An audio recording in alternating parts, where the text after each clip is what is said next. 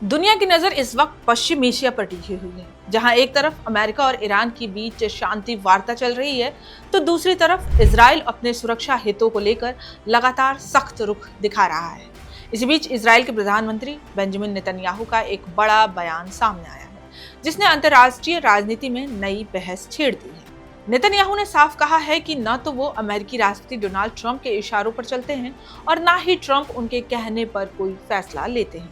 ऐसे समय में जब अमेरिका और ईरान के बीच बातचीत जारी है, ये बयान कई सवाल खड़े कर रहा है। आखिर नेतन्याहू को ये सफाई देने की जरूरत क्यों पड़ी? क्या अमेरिका और इजराइल के बीच किसी मुद्दे पर मतभेद उभर रहे हैं?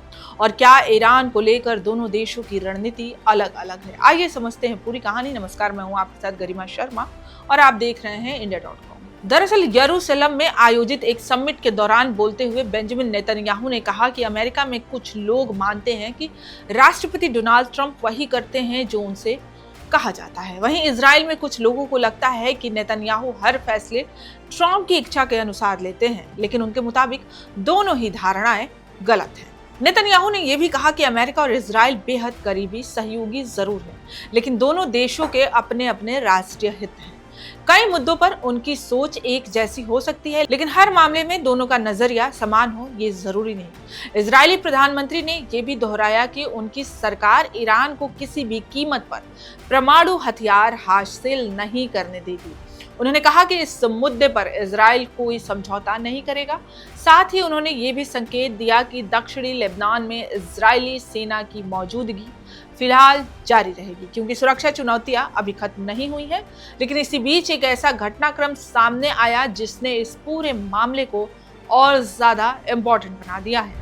दरअसल स्विट्जरलैंड में अमेरिका और ईरान के बीच चल रही शांति वार्ता अब निर्णायक मोड़ पर पहुंचती दिखाई दे रही है।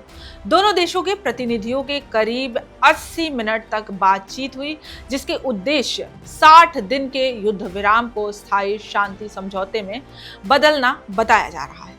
अमेरिकी राष्ट्रपति जेडी वेंस ने बातचीत को सकारात्मक बताते हुए कहा कि दोनों देशों के बीच अच्छी प्रगति हुई है। उन्होंने ये भी कहा कि अमेरिका और ईरान मिलकर क्षेत्र में शांति और स्थिरता को बढ़ावा दे सकते हैं। वेंस के मुताबिक डोनाल्ड ट्रंप आने वाले वर्षों में पश्चिम एशिया की तस्वीर बदलने की योजना पर भी काम कर रहे हैं। लेकिन बातचीत के बीच राष्ट्रपति डोनाल्ड ट्रंप का रुख पूरी तरह नरम नहीं दिखा। उन्होंने ईरान को चेतावनी देते हुए कहा है लेबनान में अपने समर्थक संगठन हिजबुल्लाह को तुरंत रोके। ट्रंप ने साफ शब्दों में कहा है कि अगर ऐसा नहीं हुआ तो अमेरिका पहले से ज्यादा कड़ी कार्रवाई कर सकता है।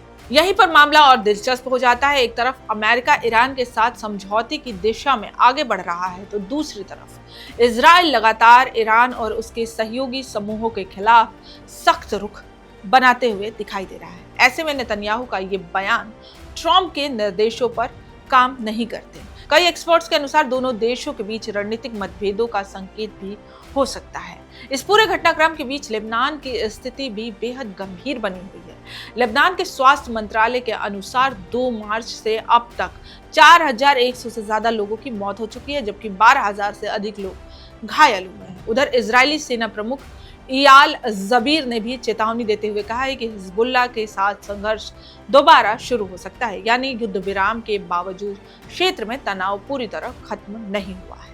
वहीं ईरान की तरफ से भी एक बड़ा दावा किया गया है। ईरानी राष्ट्रपति मसूद पेजेश्कियन ने कहा है कि शुरुआती समझौते की तरफ कतर में फंसे ईरान के 6 अरब डॉलर वापस मिलने वाले हैं। उनका कहना है कि बातचीत की शुरुआती शर्तें तेहरान के पक्ष में हैं और ईरान को इससे आर्थिक राहत मिल सकती है। कुल मिलाकर पश्चिम एशिया इस वक्त एक ऐसे मोड़ पर खड़ा है जहां शांति और संघर्ष दोनों की संभावनाएं साथ साथ चल रही है। अमेरिका ईरान बातचीत की मेज पर है, लेकिन जमीन पर इजराइल, हिजबुल्लाह और लेबनान से जुड़े तनाव अभी भी बरकरार है।